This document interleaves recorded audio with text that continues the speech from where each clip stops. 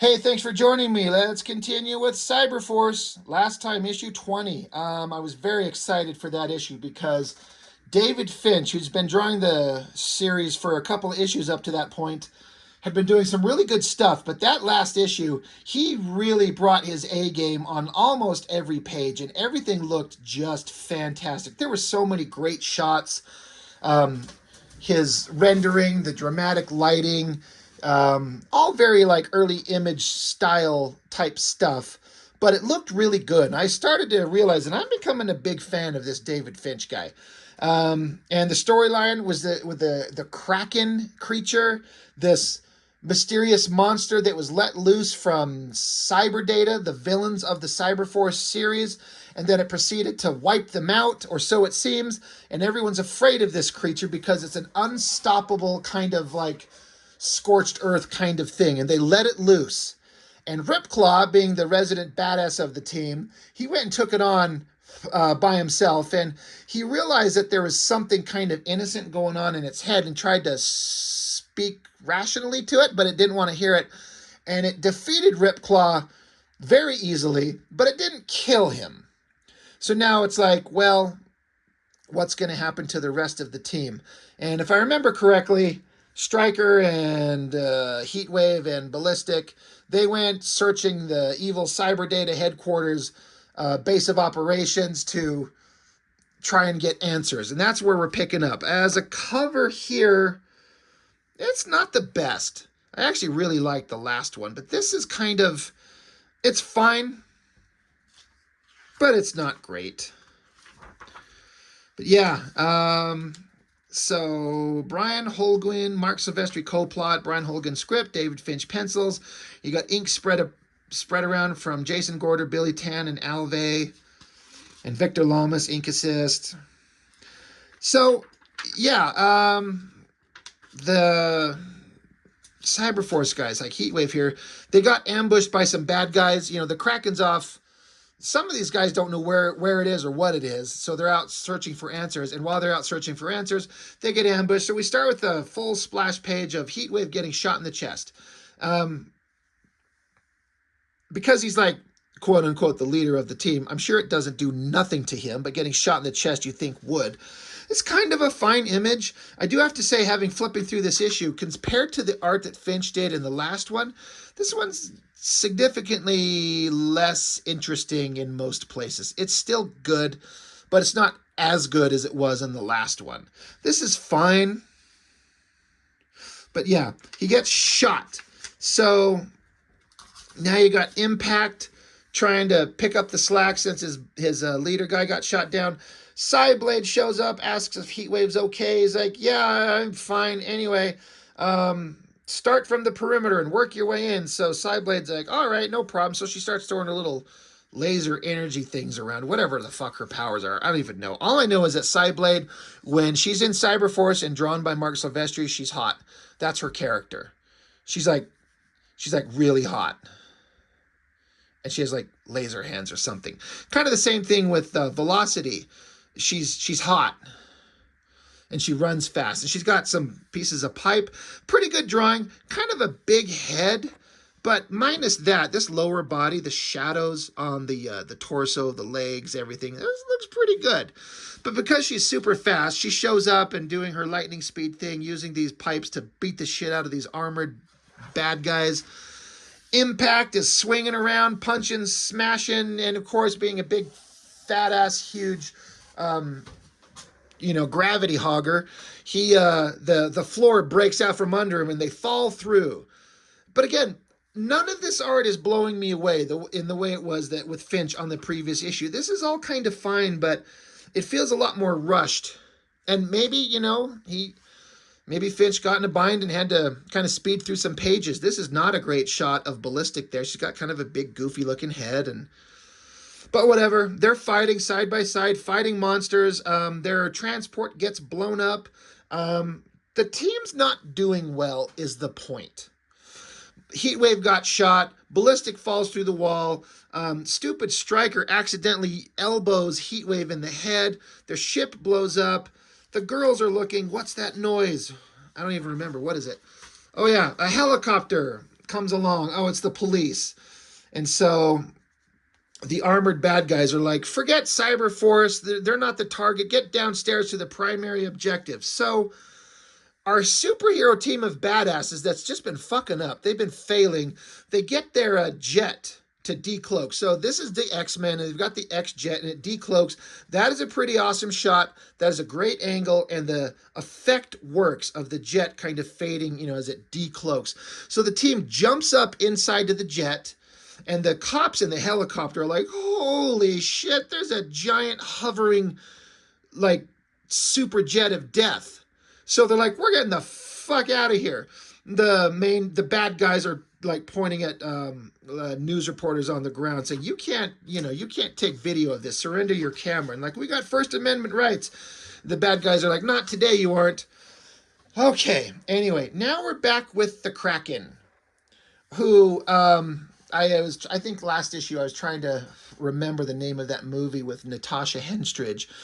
Species, which this thing kind of reminds me of. You know, like she was a hot babe, but then she turned into this like unbeatable, super powerful lizard monster. It's kind of the same thing. Here's the Kraken monster herself, and all this text is telling us that as she looks up at the pole with the power lines on it, it kind of reminds her of the mast of a ship, which we saw in the first issue of this storyline that Silvestri drew.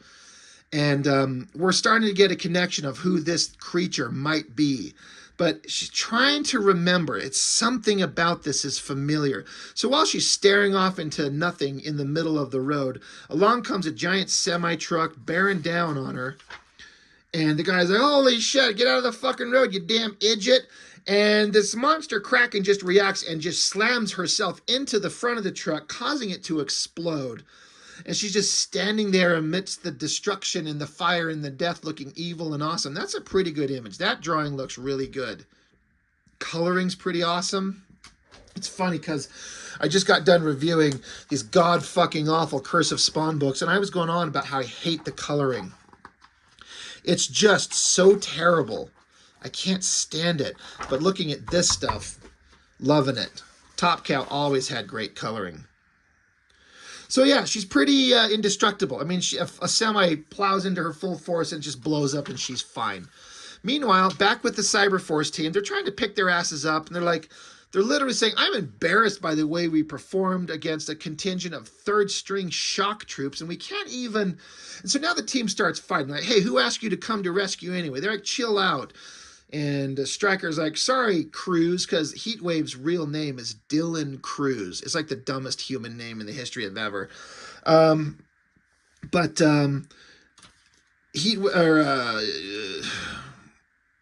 the fucking Stryker? Jesus Christ, sorry. He's like, hey, but anyway, I got this disc of information. Gives it to Mr. Scientist guy, whatever his name is, that's part of the team. You want this information. This is important. It's some kind of way to... remove the cybernetic implants from all of us. So even Velocity's like, you mean we could live a normal life without all these costumes and battles and shit? We could just be regular people? Now they're debating back and forth, and Ballistic is getting to be kind of an asshole about it. She starts speaking up, and Cyblade's like, since when do you speak for Cyberforce? Ballistic says, since when do I need your permission to speak my mind? Cyblade says, did I miss something? Are you part of this team now? Ballistic says, don't touch me, bitch. And Cyblade says, when I touch you, you'll know it. So they're fighting, going on and on. Everyone's like, hey, calm down. And Impact's like, hey, anybody know where Ripclaw is? Because story-wise, he was up on the surface getting his ass handed to him by the Kraken monster. So they're like, oh, good question. So they all go up and start walking through the forest. They find destroyed monster, or the evil... No, they were robotic, machines that the Cyberforce crew trains on. And they were set at maximum level, and the Kraken just ripped them apart. So they're like, oh, look, here's a bunch of destroyed technology. There's blood. Where's Ripclaw? And he's like, oh, there he is. And he's over here whispering to himself. He says, and the shadows whispering secrets, sad secrets. So Ripclaw's having some weird existential crisis. And, these pages look pretty damn good. I mean, Finch gets to draw Ripclaw looking awesome, and it's in the forest. He's gritting his teeth, and he's he's kind of freaking out. He's like, I made an acquaintance with a nightmare, terrible and beautiful. It's this Kraken monster, and he's like, well, she's not alien, or at least she's human, or at least she was just like us. He's like, I trust me. I know what's going on. There's something about her inside that's not this psychotic alien monster, and he wants to help her. And so Velocity's like, well, hold on. We've got the main villain Zadrock with us. He said he can help us. And Ripclaw just swats her away, smacks her to the ground, and he walks off. Velocity's gonna go after him, and Heatwave's like, no, hold on. So, just looking at this, this is like a Wolverine, Kitty Pryde, and Cyclops dynamic right here. She's bonded with Ripclaw, and he's having a little angry Clawed guy little fit, acting like a little bitch. She wants to help him. He smacks her away, and Heatwave's like, let him go. He's just being a jerk. He has to face this on his own. Again, the Cyberforce team is just the X-Men. Wolverine, Psylocke, Colossus, Kitty Pryde, Cyclops. It's not really a unique concept. Then we get back to the guy who's running cyber data now. He was kind of like a second in command or something like that, but he tried to basically take over the company, and he's going to rule over everything. I actually like the ominous nature of this. Like, he's sitting in this chair and this pose with this hand on his head and this look on his face and a close in on his eye. It's pretty ominous. I actually really like it. It makes me feel like there's something going on. He's just a bad guy. He's not cackling and screaming and shouting his evil plans to the air. He's just sitting here thinking intently about what his next moves are. And I think it's really good. I think it fits really well. It makes him more interesting than he probably actually is. But then he gets up and then he starts giving his big speech, and we get a big, reasonably cool shot of him standing there, the metal shit on his face, his hands. That's fine.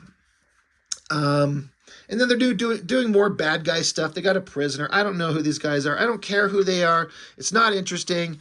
Back with Cyberforce, they got the little robotic guy, Timmy, and he's acting really suspicious. I can't remember where this story actually goes, because he's a little android construct built by this dude, and I think maybe this guy here. But he's acting suspicious, and I guess we'll find out why later.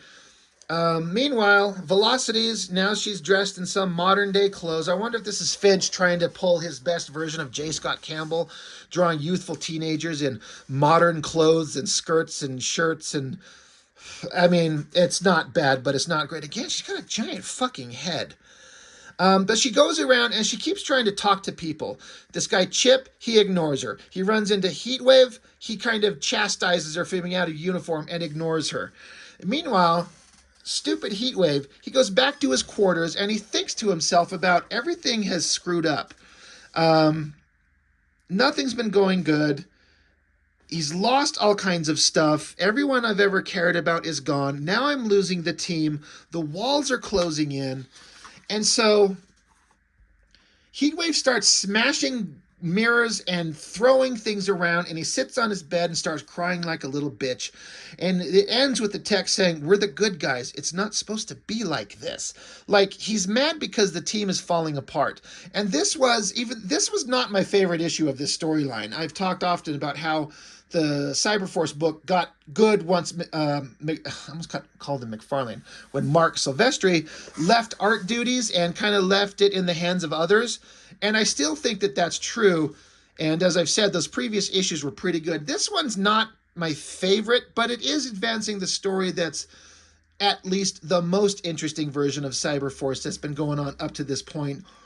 And it's different because out of all the superhero teams that are out there, like just in the Cyberforce world, there's Strike Force going on. And then over in Wildstorm, you got Wildcats and Stormwatch and whatever measure of multiple teams and characters. Over at Extreme Studios, you got Youngbloods and Brigades and Blood Strikes. And all of the teams stand around talking about how cool they are and how awesome they are. And we're all a team and we're staying together because we're awesome. Here, the Cyberforce team is falling apart. Like, it's just not working, and it's not working because they suck. Like, not as like a comic book and the characters, but like the team is just not they're not working well together, and it's not these are not the X-Men as much as they are just standard kind of like inserts for X-Men characters. They're at least having the team fall apart and not work well, and I actually kind of appreciate that. This was an ending that I was like, huh, it's kind of somber and kind of depressing. I wonder if they're actually going to have the team just implode and just devour each other. So that's it. Let's see, was there anything else interesting in these? Nope. So anyway, I guess that's it. Cyberforce 21. Not great, not terrible, but not great. It's continuing the story. It's doing fine. So we'll get back into this more, and we'll just keep going with every issue of Cyberforce that I've got, and we'll get to them all eventually. So that's all I've got for now. Thanks for watching. I'll see you next time.